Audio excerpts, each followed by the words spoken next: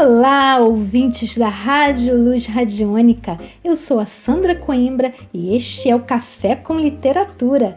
Sejam muito bem-vindos! Os nossos encontros serão semanais, sempre às quintas-feiras, às 17 horas na Rádio Web. E logo após, o programa ficará disponível no canal da Rádio Luz Radiônica no YouTube. Aproveitem e se inscrevam no canal para não perderem a nossa programação. Eu também tenho uma página no Instagram, que é o @leiturasliteratura, e um e-mail para contato, que é o sandra@leituraslitteratura.com.br. O meu objetivo com este programa é incentivar a leitura literária. Então, embarque com a gente nesse universo mágico que é a literatura. Verdade. A porta da verdade estava aberta, mas só deixava passar meia pessoa de cada vez. Assim, não era possível atingir toda a verdade, porque a meia pessoa que entrava só trazia o perfil de meia-verdade. E a segunda metade voltava igualmente com meio perfil. E os meios perfis não coincidiam. Arrebentaram a porta, derrubaram a porta, chegaram ao lugar luminoso onde a verdade esplendia seus fogos. Era dividida em metades diferentes uma da outra. Chegou-se a discutir qual a metade mais bela. Nenhuma das duas era totalmente bela e carecia optar. Cada um optou conforme seu capricho, sua ilusão, sua miopia. Drummond, poeta tão à frente do seu tempo, e eu até me arrisco a dizer que esse poema pode nos fazer refletir, sim, nas entrelinhas, sobre certos acontecimentos desse nosso mês de outubro. Bem, o poema Verdade faz parte do livro Corpo, lançado em 1984. O poema propõe uma divisão do ser humano em dois componentes não nomeados, as duas metades, que podem ser representados, por exemplo, ao corpo-espírito ou ao passado-presente. Ninguém alcança a verdade se procura ou a encara com apenas um desses componentes, porque poderá ter apenas uma meia-verdade. Para refletir, hein, amores? Como já contei a vocês no primeiro programa deste mês, o primeiro livro de Drummond, Alguma Poesia, foi lançado em 1930, 4 anos depois de o poeta mudar-se para o Rio de Janeiro. E depois ele lança Brejo das Almas. Nesse ano também, ele assume um cargo no gabinete do ministro da Educação e Saúde, Gustavo Capanema. Em 1940, Drummond publica Sentimento do Mundo, seguido de A Rosa do Povo e O Gerente, isso já em 1945. Em 1945 também, Carlos Drummond de Andrade concilia suas atividades de jornalista com a de funcionário público, isso já consagrado como poeta. Os anos 50 foram marcados por obras importantes, como já vimos no programa anterior. Já em 1962, ele aposenta-se do funcionalismo público e no ano seguinte recebe 2 prêmios importantes, União Brasileira dos Escritores e o PEN Clube do Brasil, pela obra Lição de Coisas. Em 1969, passa a ser cronista no Jornal do Brasil. Nos anos de 70 e 80, a obra do poeta dá um amplo destaque do universo da memória. Ele retoma temas universais, além de lembranças da infância e de sua família. Em 1984, ele assina contrato com a editora Record, após 41 anos dedicados à editora José Olímpio. Encerra também a sua carreira no jornalismo. Em 17 de agosto de 1987, o poeta falece, 12 dias após a morte de sua filha Maria Julieta. Ele deixou na época algumas obras inéditas após a sua morte, como Verso das Coisas, Moça Deitada na Grama, Poesia Errante, O Amor Natural e Farewell. Bom, amores, isso foi só um pouquinho de uma vida de uma obra extensa.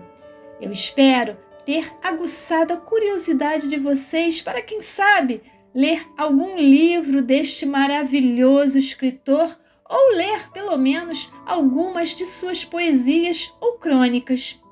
Há um vasto material que você pode pesquisar e um deles é acessar a página oficial na internet, que é a www.carlosdrummonddeandrade.com.br, e também acessar o meu blog, onde eu deixarei uma lista das principais obras do poeta e outras dicas para um mergulho nesse mar de encantamento que a obra de Drummond nos oferece.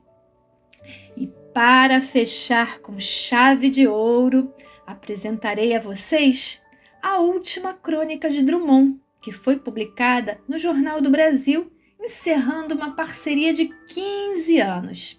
Essa crônica, ela tem um sugestivo título, chamado Cial. Preparem o café e o coração. Cial.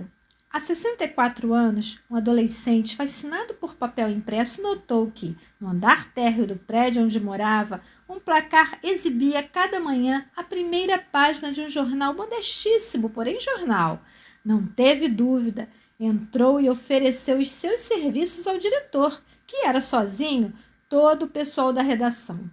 O homem olhou-o cético e perguntou: "Sobre o que pretende escrever?" "Sobre tudo, cinema, literatura, vida urbana, moral, coisas deste mundo e de qualquer outro possível."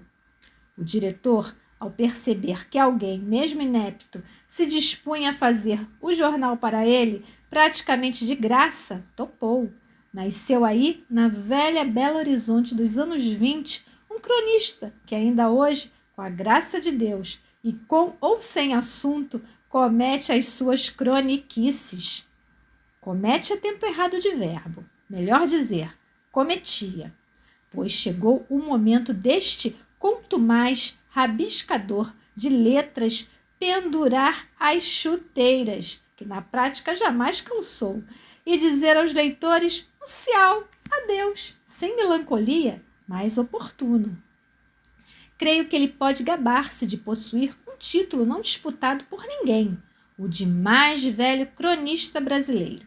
Assistiu, sentado e escrevendo, ao desfile de 11 presidentes da República, mais ou menos eleitos, sendo um bisado, sem contar as altas patentes militares que se atribuíram esse título. Viu de longe, mas de coração arfante, a Segunda Guerra Mundial, acompanhou a industrialização do Brasil, os movimentos populares frustrados, mas renascidos, os ismos de vanguarda que ambicionavam reformar para sempre o conceito universal de poesia, anotou as catástrofes, a lua visitada, as mulheres lutando a braço para serem entendidas pelos homens, as pequenas alegrias do cotidiano abertas a qualquer um, que são certamente as melhores. Viu tudo isso, ora sorrindo, ora zangado, pois a zanga tem seu lugar mesmo nos temperamentos mais aguados. Procurou extrair de cada coisa não uma lição, mas um traço que comovesse ou distraísse o leitor, fazendo-o sorrir, se não do acontecimento, pelo menos do próprio cronista, que às vezes se torna cronista do seu umbigo, ironizando-se a si mesmo antes que outros o façam. Crônica tem essa vantagem: não obriga ao paletó e gravata do editorialista, forçado a definir uma posição correta diante dos grandes problemas. Não exige de quem a faz o nervosismo saltitante do repórter, responsável pela apuração do fato na hora mesma que ele acontece. Dispensa a especialização suada em economia, finanças, políticas, nacional e internacional, esporte, religião e o mais que imaginar se possa. Sei bem que existe o cronista político, o esportivo, o religioso, o econômico, etc. Mas a crônica de que estou falando é aquela que não precisa entender de nada ao falar de tudo. Não se exige do cronista geral a informação ou comentários precisos que cobramos dos outros.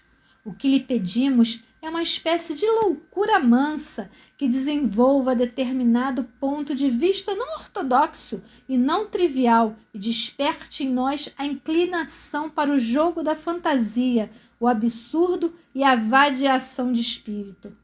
Claro que ele deve ser um cara confiável, ainda na divagação. Não se compreende ou não compreendo cronista faccioso que sirva a interesse pessoal ou de grupo, porque a crônica é território livre da imaginação, empenhada em circular entre os acontecimentos do dia, sem procurar influir neles. Fazer mais do que isso seria pretensão descabida de sua parte.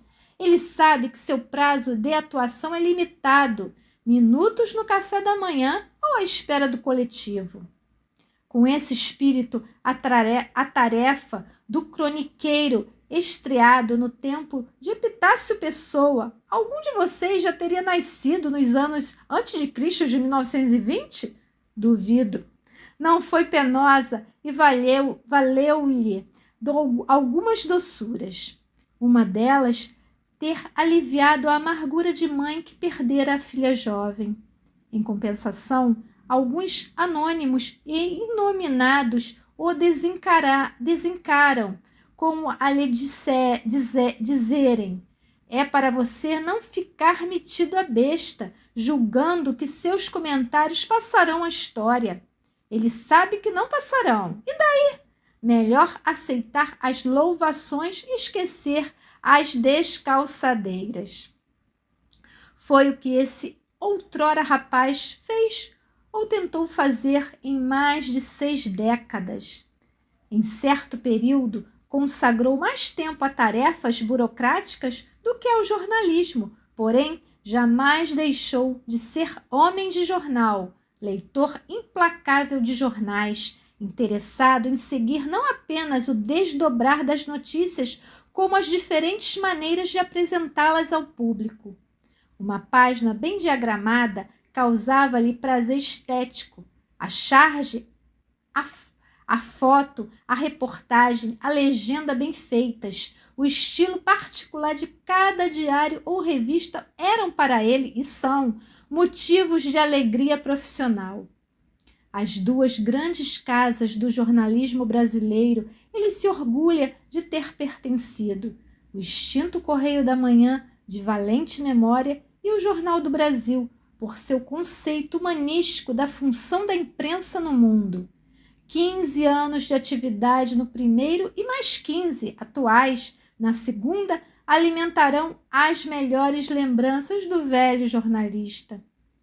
E é por admitir esta noção de velho, consciente e alegremente, que ele hoje se despede da crônica, sem se despedir do gosto de manejar a palavra escrita sobre outras modalidades, pois escrever é a sua doença vital, já agora sem periodicidade e com suave preguiça.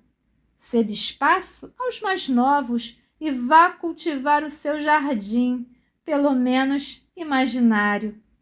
Aos leitores, gratidão. Essa palavra tudo. Carlos Drummond de Andrade, Jornal do Brasil, 29 de setembro de 1984. Nossa, foi uma emoção para mim reler esta crônica. E que aula deste mestre chamado Carlos Drummond de Andrade. Ele fez da crônica uma arte literária, não apenas um texto jornalístico, comprovando assim que pode haver um diálogo entre a literatura e o jornalismo. E como já disse um trecho no poema Amar, que pode uma criatura senão entre criaturas amar? Ai, amores, o café da próxima semana promete, hein? Será que teremos poesias? Vamos aguardar. Beijos iluminados e poéticos. E até lá!